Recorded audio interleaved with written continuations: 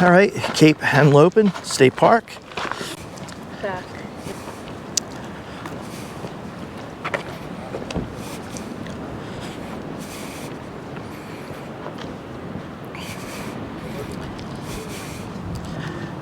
There are 16 underground bunkers throughout Cape Henlopen State Park near Lewis that were part of Fort Miles. Fort Miles became a military city serving as home to more than 2,200 soldiers and 250 buildings. Its mission was to protect the coastline during World War II. While the U.S. Army occupied the fort from the late 1930s until the war ended in 1945, the U.S. Navy had a much longer presence at the fort for about 20 years from the early 1960s into the 1980s. 4 of the bunkers, Battery 519, Battery Smith, Battery Herring, Battery Hunter, served as artillery emplacements. The photo you are looking at is Battery Herring. Battery Herring served as a gun emplacement, a top-secret missile testing site and a Russian submarine listening post. During World War II, the battery overlooking the Atlantic Ocean was buried under 10 feet of sand with 2 6-inch guns on either side. The battery was placed into action on August 31, 1943 after a year of construction. When Fort Miles was closed after the war, in December 1945 the military used the area around Battery Herring as a top-secret Bumblebee missile testing site. For 2 years, dozens of missiles were fired over the Atlantic Ocean from atop Herring Point. The bunker was vacant until 1962, when the U.S. Navy purchased 626 acres of the fort to construct a top-secret Cold War facility to spy on Russian submarines. The sand was removed from atop Battery Herring, and a terminal equipment building was constructed in front of the battery, which served as the terminus for the underwater cable placed along the coast to aid in surveillance of Russian subs. The Navy placed a cable 104 miles out to sea equipped with 40 hydrophones, or underwater microphones, to detect and determine Russian submarine positions. The battery was used to house a generator to operate the terminal equipment building. The battery was abandoned again in 1981. Over the past 15 years, State Park staff have made the bunker more secure, with plans to possibly restore and open the bunker to the public. Wow. Can you see anything? Get this on video. This is really neat. Yeah, here, let's read this. There's the water. Yeah. Sky.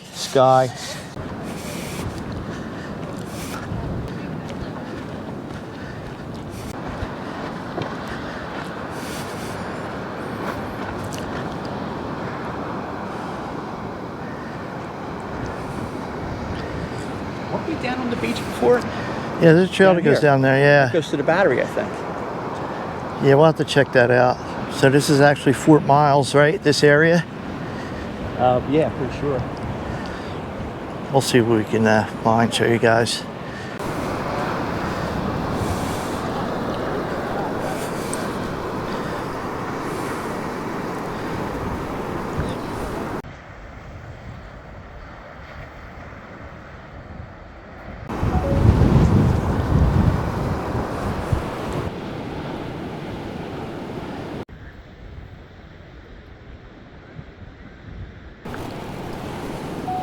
Give you guys a pan around.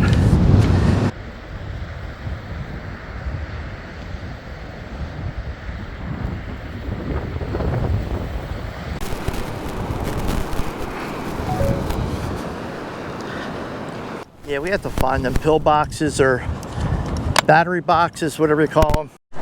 Hope it ain't too windy on the mic.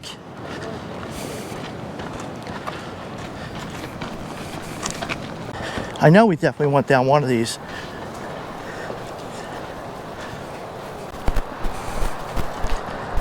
I remember this fencing. You don't remember this dune fencing? Watch your step. I remember one of these, but is there more than one? So I remember this, but I think there might be a couple beaches like that go like this, isn't it? I don't know. This bitch walking in the sand. Yeah, it is.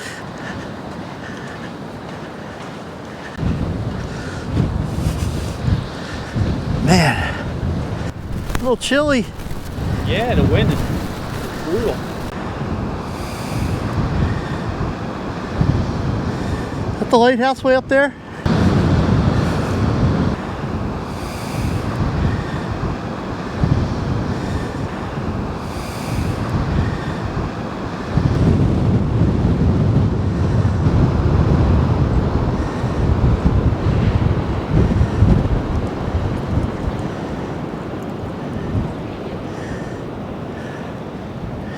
take a walk down. Oh boy. Chill, guys. So this is Cape Henlopen State Park, Fort Miles. We're in the state of Delaware.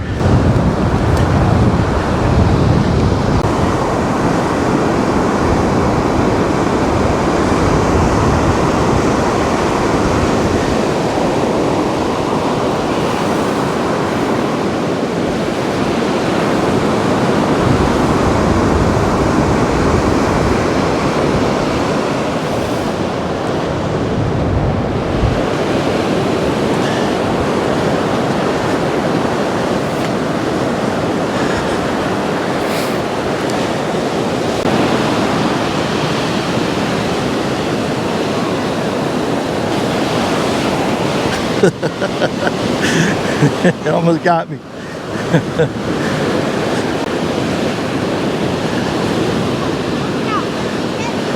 Alright, what do we do now? Well, we go back, and then we ride around and we look for a campground, see where we can camp. I want to go to the pillboxes and the battery boxes in the tower. Yeah, I know they showed one back here. I don't know where the hell you go in here. Turn you guys off till I get back to the car. Fine sand.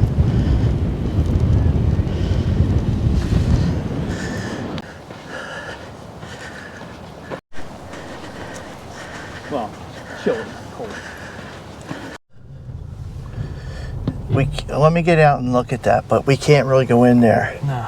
Weren't we be able to access that before? I think we were able to go up to the doors, but not in. We're on the other side, the beach side. Yes. This is one of the batteries. This is Battery Smith, 1941. Battery Smith, the largest of Fort Miles bunkers, is still used today as a Delaware State Park storage facility and as a workshop for the Fort Miles Historical Association bunker busters. Battery Smith housed two 16-inch guns during the war. Construction by the Army Corps of Engineers began in early 1941 and was completed in October 1942. This historical photo from 1941 shows construction of Battery Smith, the largest at Fort Miles. When the superstructure of the battery was complete, everything was covered with sand.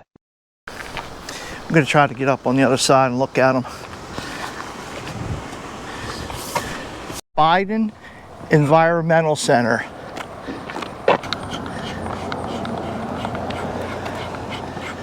After 2 years of construction, the $12 million Biden Environmental Center renovation project is nearing completion.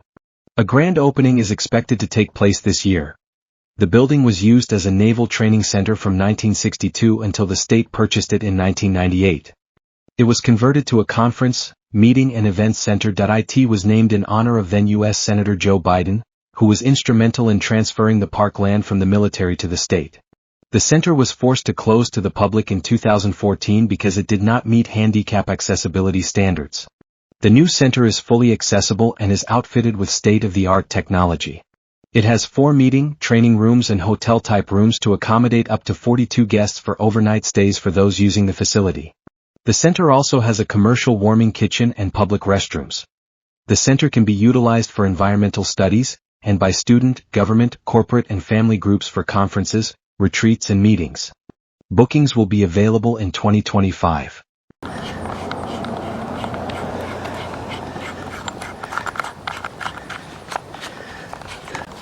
Another box.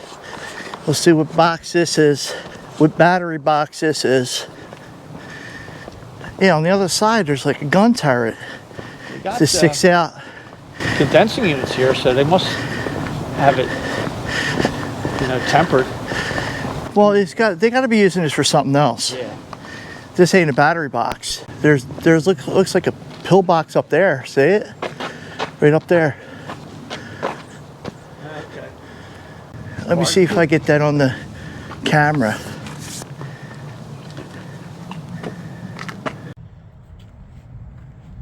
Very curious. Yeah, you can't really make it out.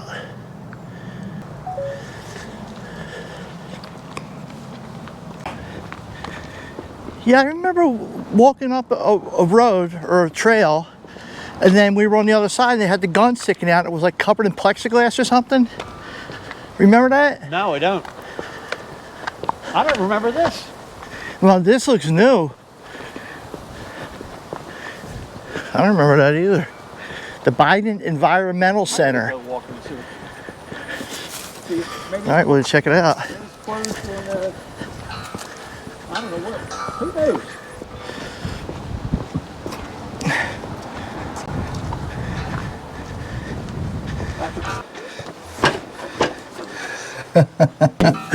Oh God, there's nothing in there. No signs, like nothing. It looks like a conference room or something. Yeah. Conference. It's like, hey, maybe this will work. No. Sorry, Joe. No sign. Like closed for. Well, it says environmental center, so you would think that. I don't know. Action here. You want to? Yeah, let's check this out. We'll walk up there. I think this is where we were. Yeah. Yep. I'm pretty sure it is.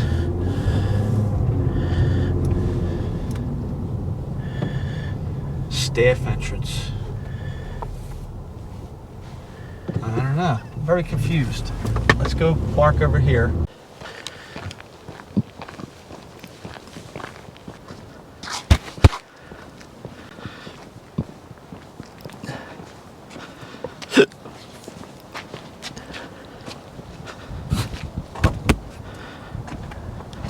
So I'm looking at this, I'm wondering how they trailer because it's so spread apart.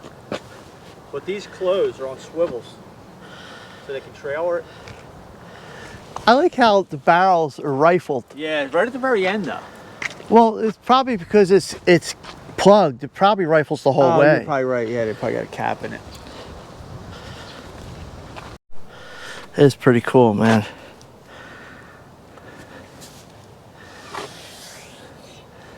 I wonder if that's the firing pin. Very cool. Very cool indeed. I don't remember this. Well, it's better than a sand path. More toys.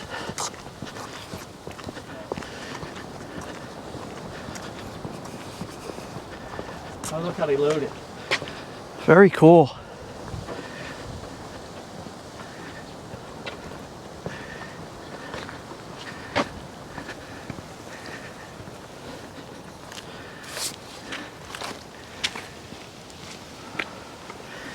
All right, here's a description, Jim. 8-inch gun. Oh, there you go. The 8-inch guns placed at Fort Miles were each mounted on a rail car, making the large guns very mobile and easy to position for firing. The gun was able to turn in a 360-degree circle at an elevation of 45 degrees. This made them difficult targets for enemy fire to hit. This is a photo of an 8-inch gun that was used here. Each gun's maximum firing range was 20 miles. It fired a 260-pound shell and took a crew of 25 to operate. The 8-inch gun was used primarily as an anti-ship weapon. 8-inch. Firing range was 20 miles.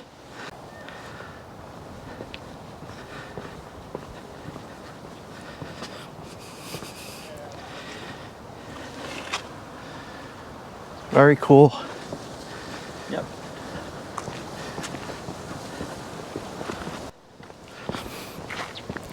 Oh, coming up to the big boys. This is probably Yeah. I don't remember these. Do you set up like this? I remember this. I think it was laying down, I think. I thought it was all the way down there. Yeah, maybe it was. When they show you the bullet come through the 16 inches of the ship? Yeah. All right, here. I'll pop this up for you guys.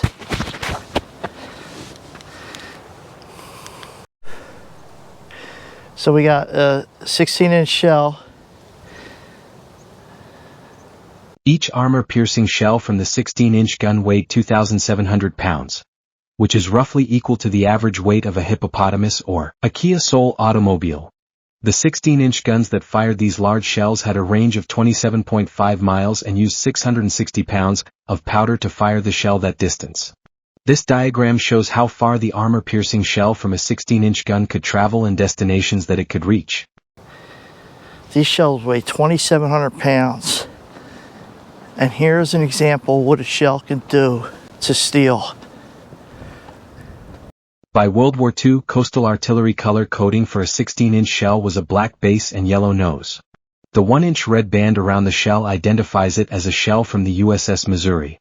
The additional blue band visually marks this as an inert shell used for training or display. Look at this shit, man. Look at that. The piece of steel before you is a 48-inch section of armor plate that is 17.5 inches thick. The hole in it was created by a Mark 8 16-inch armor-piercing shell weighing 2,700 pounds, fired at point-blank range. Firing shells at a piece of steel is known as proofing. Steel this thick was used to test armor to see what kind of protection it would provide against different projectiles. Thinking in my head. 17.5 inches thick. This piece of proof steel weighs 10 tons and was originally part of a larger piece of a proof steel wall at the Naval Support Facility in Dahlgren, Virginia. That's amazing. It just melts the steel. Look at the thickness of the steel. What happens when you use a cutting torch? It melts it like that.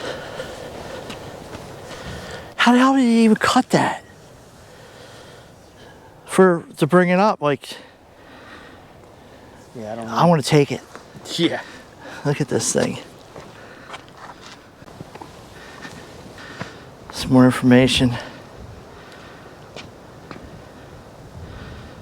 When Fort Miles was completed, its two 16-inch guns were some of the largest artillery ever engineered by the United States, and were placed here to defend the coastline from enemy battleships.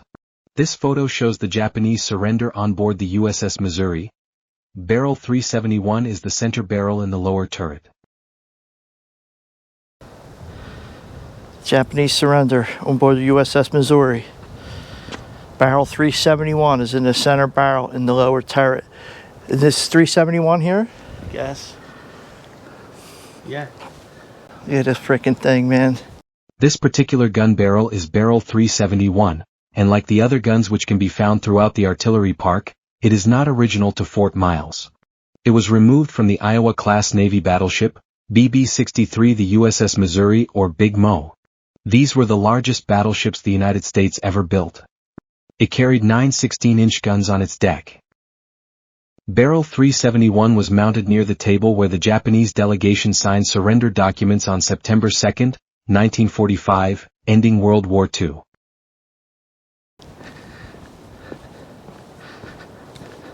And I give you guys some scale. This is over 6 foot. Crazy, isn't it? Oh, let's take this. Look at this thing.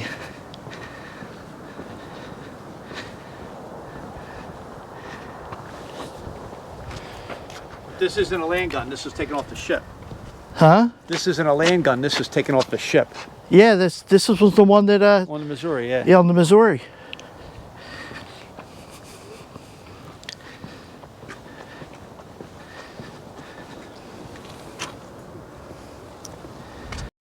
Battery 519, and it's open today. Yeah, they must have been doing a lot of this work years ago when we were here. Let's check it out. Oh, we had to take pictures in here? I don't know. I guess this stuff's a little dated, right? You say it's kind of like Friday, Saturday? I'll tell you what, so our Crooked campground is next to a bunker, and our club's It is. Damn. Poor guys included. You're welcome. From last night. Oh, yeah, Rachel brought it up here. Yep, I left it on the golf course. It wasn't that cold. Are you allowed to film in here? You are, yes. Okay. Is there a fee? No, it's free. Okay.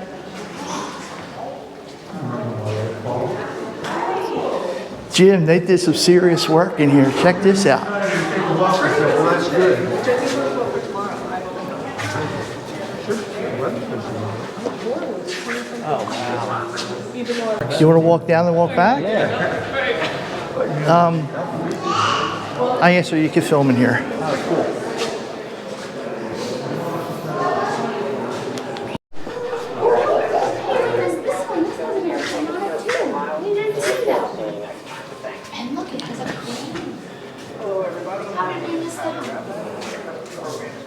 that your favorite one so far?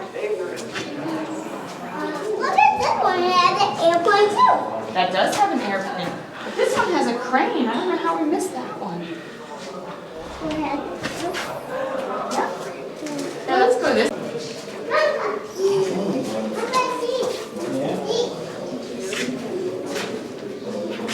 It's a big one, I know. Yeah, you like that big Lots of boats on it. and that's a postcard. See the See the people guy on on it? Look at the picture. Sitting up on the deck. You see it? See it? You want to get up? I see. Oh, Yeah, I do. It's that one. Grandpa saw this one. See? Big chair. Do you want to keep going? Yeah. All right, let's see.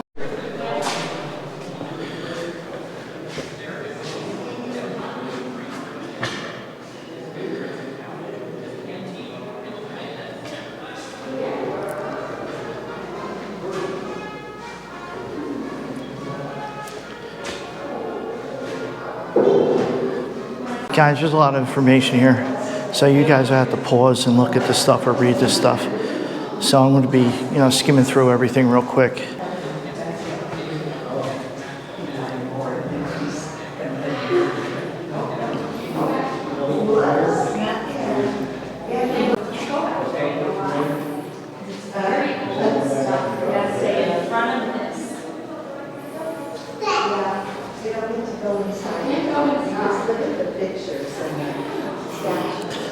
Mining the Delaware Bay.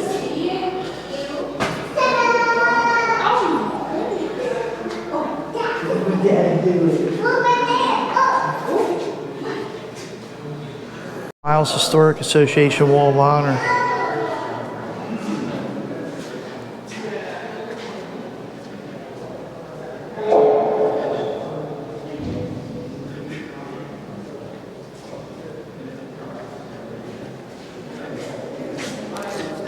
In memory and honor.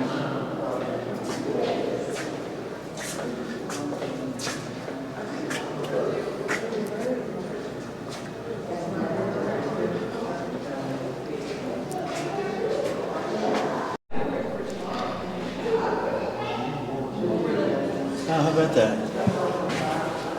It reminds me of, you remember Kelly's Heroes? Yeah. When they shot one of the bullets, they shot into the tank, it was full of paint. You remember that part? No, that was one of them? Oddball would have like one couple of his shells in his tank were paint, and he would shoot the paint at the tank just to mess with their heads. Play music and all that. Oh my God. I gotta watch that again. We're talking about Kelly's Heroes, guys. You gotta watch that. That sign there, let's check it out. All right, let's check it out real quick over here. 2,000 people, 1,000 acres, hospital, administrative buildings, barracks, 12 batteries of guns, cement fire control towers. Wow.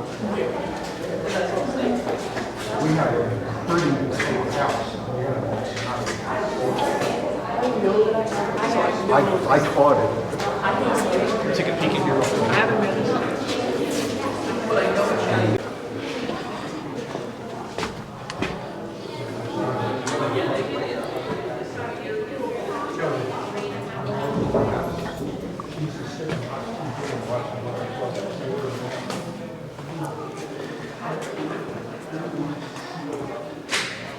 This is what we gotta check out.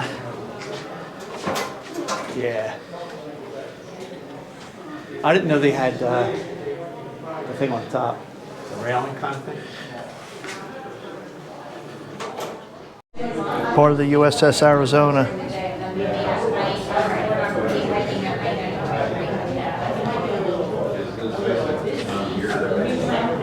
Section.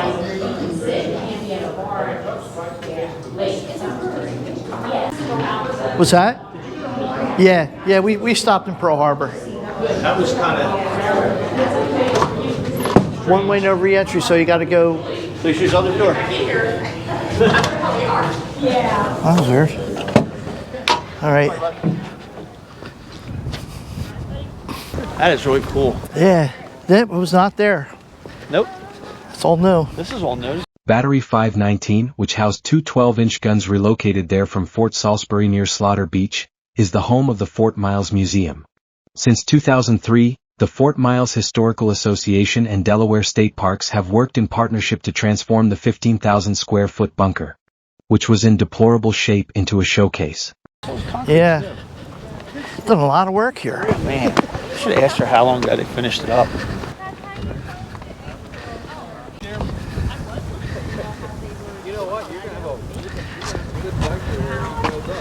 That's Cape May over there, I believe so.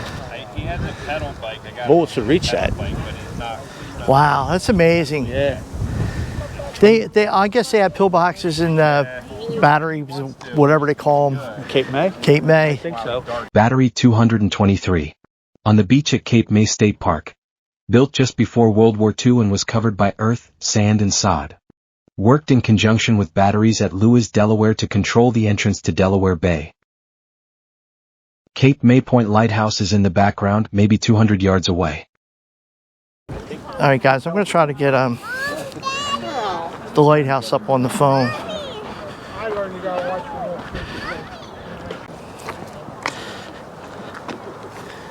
I'm surprised how grassy it is. Did you get the lighthouse? Barely. I think that's like midway between Cape May and Lewis.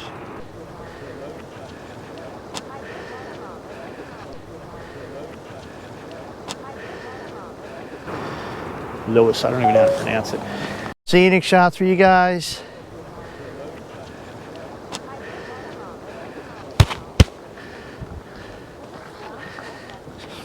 I'm going to see what else we can find.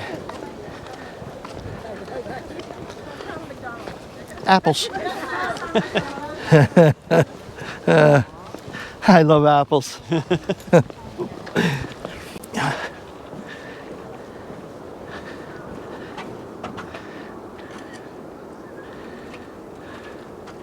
.20 16-inch. 16-inch gun. It was on the center bottom row. Center bottom row of the Missouri. Yeah, it had like double threes. Yeah. Three on top of three.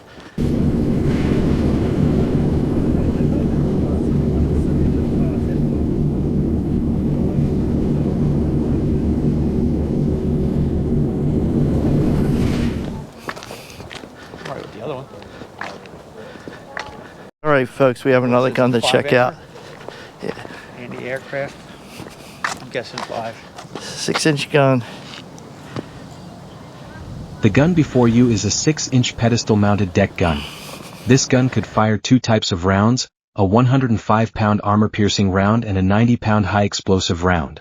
The Model 1903A2 guns that were at Fort Miles would have been mounted on barbette carriages inside 3-sided heavy metal shields to protect the gun crew against incoming enemy fire. These guns were manually loaded, rapid-fire weapons. The 6-inch guns at Fort Miles were placed in Battery Hunter and Battery Herring. You see the covering that protected the crew? It's not here. Looks like a tank turret. Oh, okay, yeah. It says mounted with barbette. 3 heavy metal shields to protect the gun crew against incoming enemy fire. Each gun's maximum firing range was more than 15 miles. It took a crew of 25 to operate and was used primarily as an anti-ship weapon. The gun you see in front of you is not the actual gun that was placed at Fort Miles, but represents 6-inch guns. Sorry, I probably keep saying very cool an awful lot. But I don't remember anything being worked on. I remember these just being in the grass. I remember that big gun laying. Yeah, well, they probably just were just storing it until they were getting ready to work on it. We saw this one already, right? No. No, we didn't. Another rifle barrel. What's this, 6-inch? 4 or 5, maybe?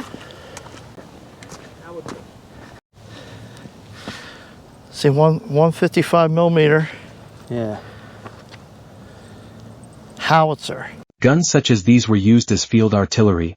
There were 4 155mm guns placed at Fort Miles and 4 more placed across the Delaware Bay at Cape May, New Jersey to limit access to the bay. The concrete pads that were placed on were called Panama mounts, and gave the guns a wider firing range. Several such mounts can still be seen next to the parking lot north of the main Cape Henlopen Beach bathhouse.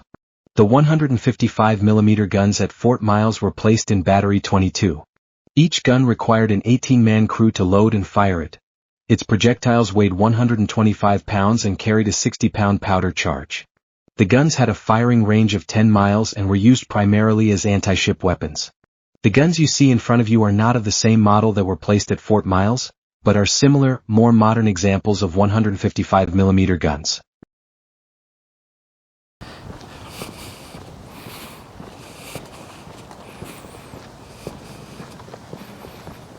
Here's the barracks, Fort Miles, and they're the barracks. That this housed 2,000 people. That's crazy. Had a full hospital. That's the one we seen when we first came in. Yeah, the gray one. Oh, restrooms. I can use them. Oh, the bathrooms even have showers. Very nice. Aircraft warning system.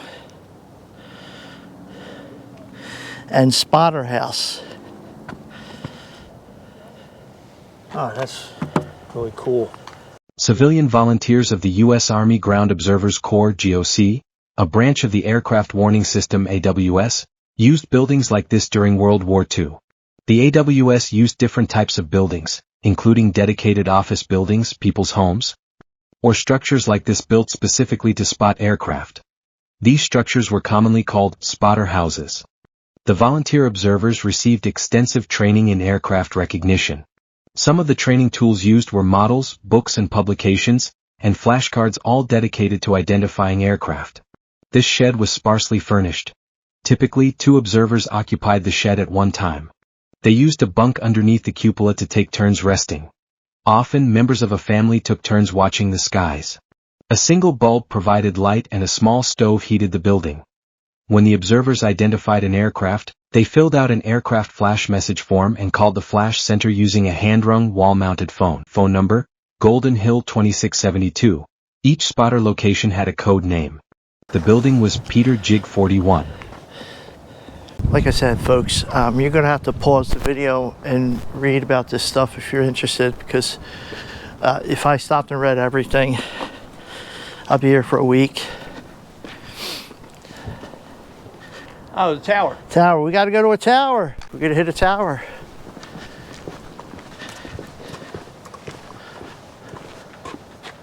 Orientation Center. Check out the howitzers. Oh, we got to check out that bad boy down there too. I want to check out these guys. This was here originally, Jim. I remember these guys. Barracks were all here too, right? Yeah. 4-inch maybe? 3? What'd you say these are? 3-inch. This gun is known as a 3-inch 50 caliber. The 3-inch guns that were placed at Fort Miles were mounted on a pedestal to allow them to be easily aimed and follow the target. Throughout their use, 3-inch guns were effective anti-aircraft weapons and also used against small, fast-moving vessels. They were eventually replaced with the more efficient and powerful 90mm gun. The 3-inch guns at Fort Miles were placed in Battery 5. Each gun required a 15-man crew. The guns had a firing range of 11,000 yards and were used primarily as anti-aircraft and anti-ship weapons. The guns you see in front of you were not originally placed at Fort Miles, but are representations of 3-inch guns.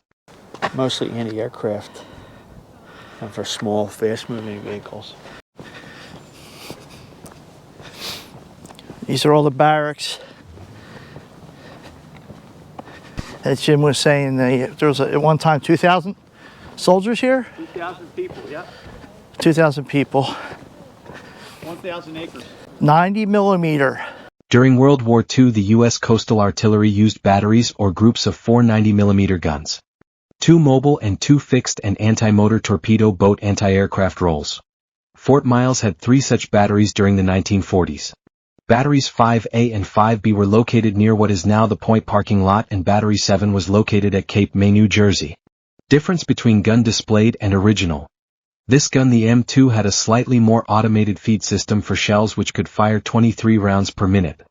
The barrel of the M2 could also depress to 10 degrees for use as an anti-tank gun, whereas the guns at Fort Miles M1A1 and M1M3 could not. Range 11.9 miles, shell 24-pound, armor piercing and 25-pound high explosive.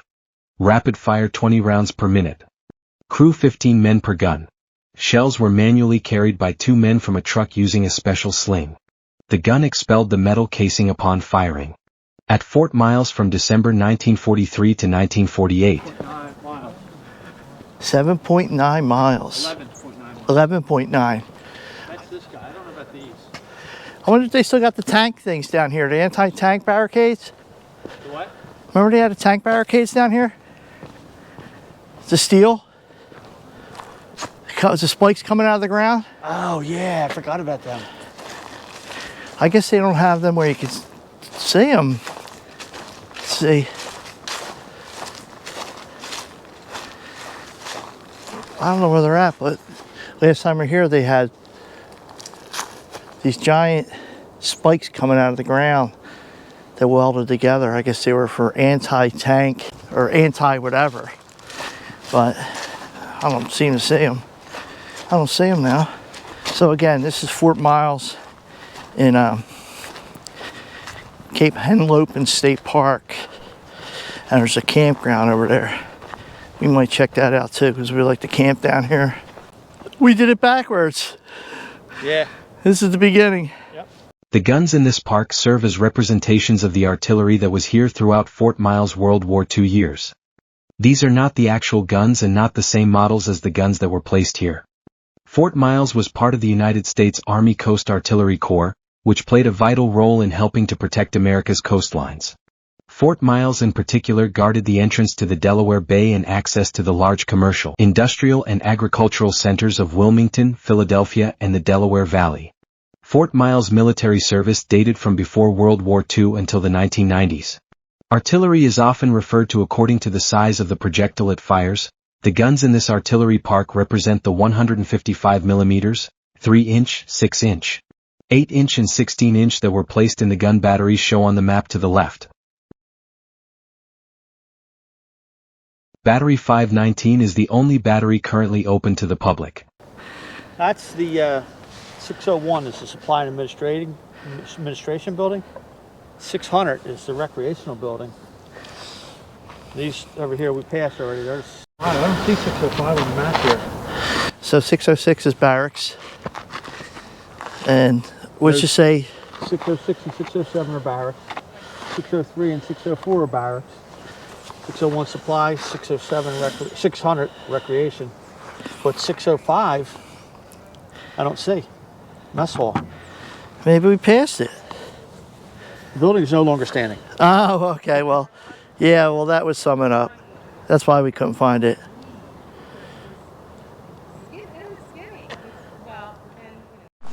Alrighty, we're at the observation tower. Ain't promising anything with 8 million steps. Let's get this real quick so my folks can read it.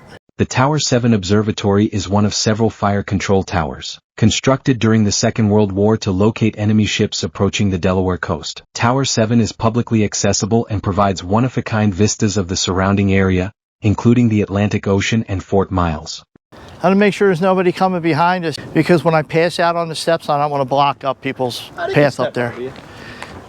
We'll see. That's bird shit. Tower 1, bird shit tower 2. Towers ain't here. Hey, let's get up there before I die. Okay, here we go, folks. You should get a run up these steps at our young age. I can't even see.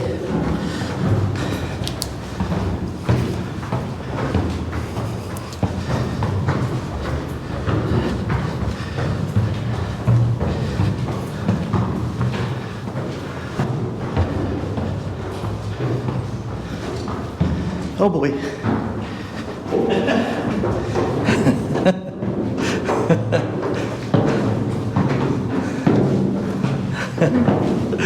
Where's the elevator going down?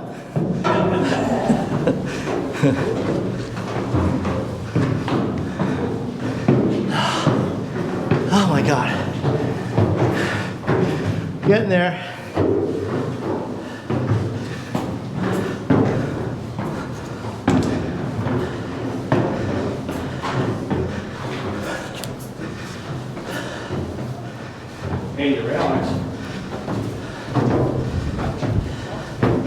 Knees are going. All right, 2-minute break.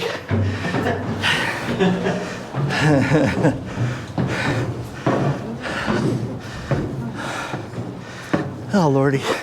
I ain't doing that again. Oh, my God.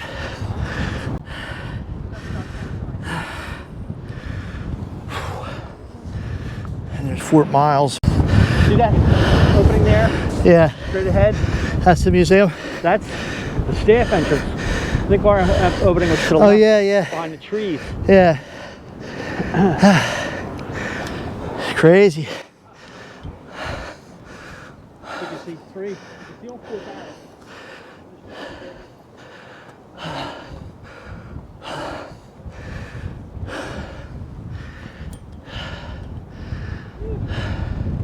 Wow. Whew. Gotta catch my breath. Definitely intentional. They used to have a snack bar up here. Alright, So we were at the Space Needle back in Washington. I'm gonna get some pictures. Through Rehoboth and all. There's a bunch on the ocean, on the beaches.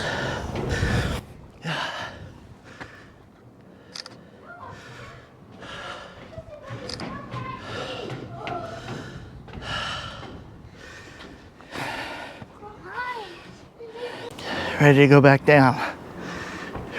Ready to go back down? Yeah, it's easy going down and up. I'm gonna roll down. All right, let's do this. All of those people coming up. Okay.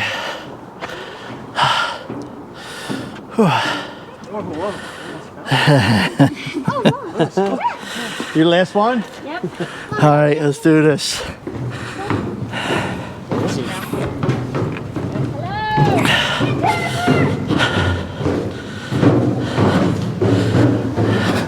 Definitely gonna need a couple beers after this one.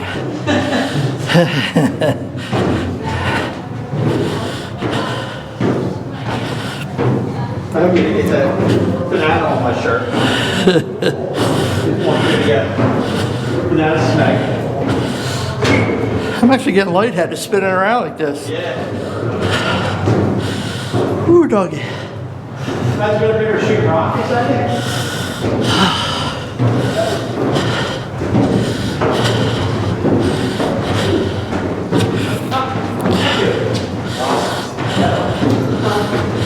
What do you see?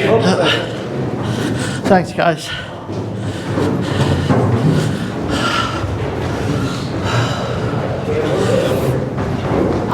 These are much easier. Up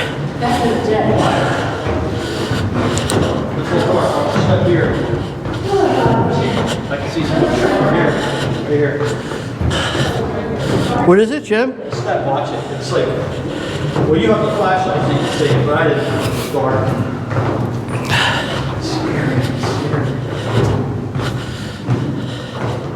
Actually going down not as bad as I thought it was going to be.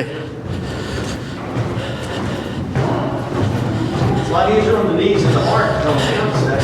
Yeah, I should have grabbed my nitroglycerin tablets. Ah, we're here already. How about that?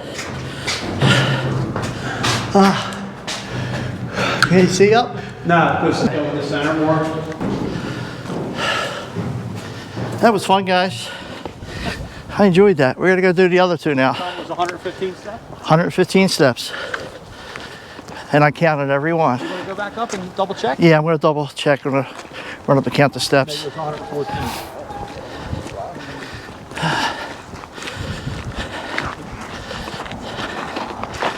Guys, want me to take a picture of the three of you? Thank you. That'd be great. Yeah, it's pretty easy. All right. It doesn't matter. Be in the middle. All right. Pose, smile, dance, whatever you want.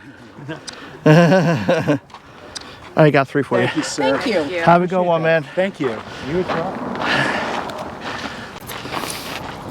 It's definitely worth the trip, man. You know? Yeah, definitely. I mean, we're so close.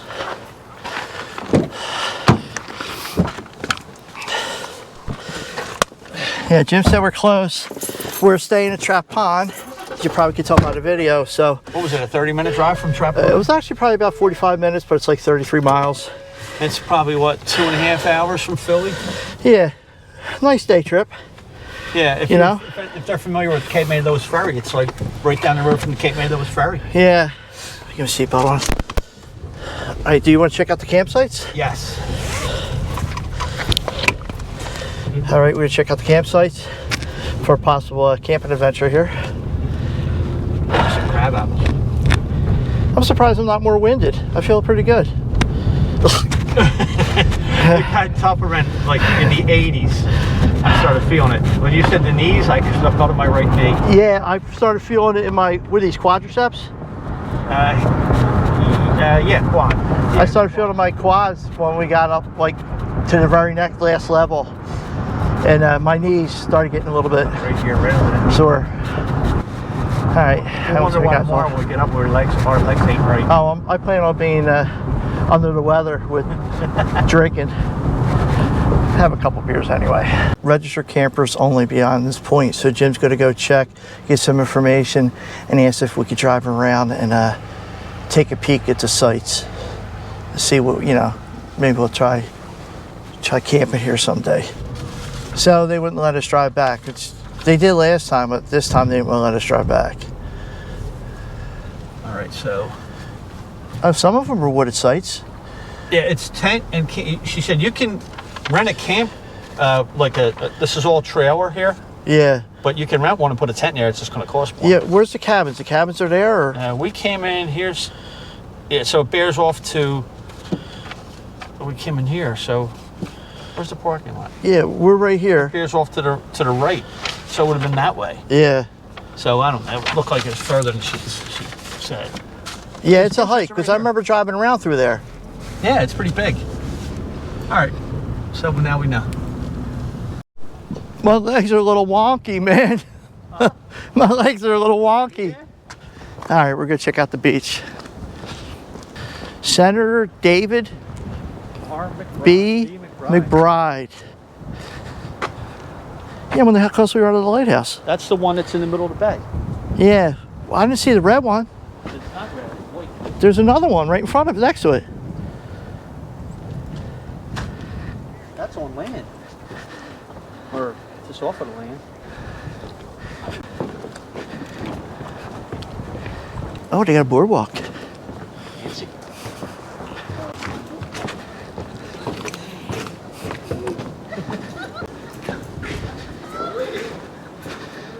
They got concessions.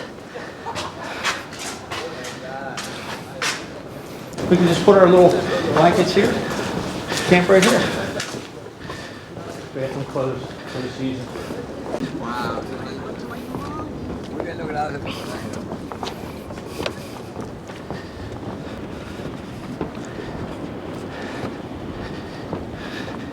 I see one ocean, you've seen them all.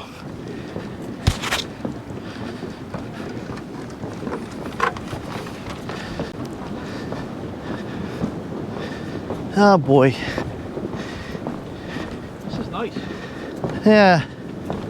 Wow, the lighthouse looks like it got further away. What the hell is it? It's down there. Oh yeah, look at that.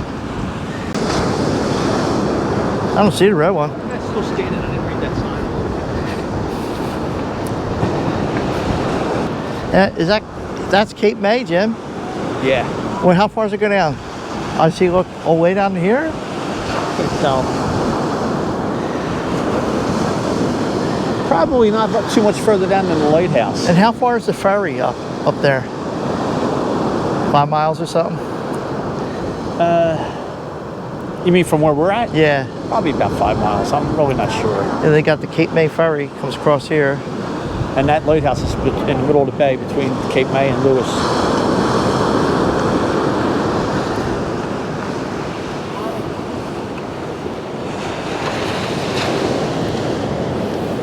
Nice. All right, guys. It's a nice scenic tour. I'm getting tired.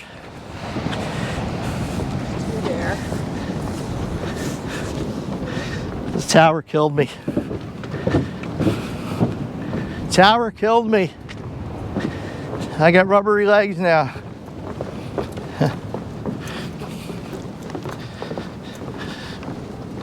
Yeah, it don't suck getting old. It sucks feeling old. Yeah. Well, the part about getting old is you got more behind you than in front of you. Yeah.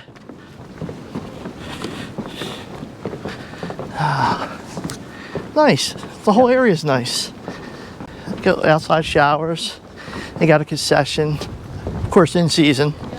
It is November 10th, is it? Or 9th?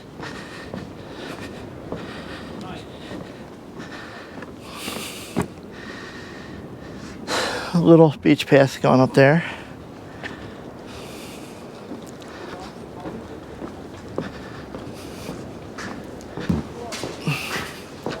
I gotta get a picture with the crabs. All right, guys, we're on our way. We're gonna pick up some beer and head home. So I'll see you back at camp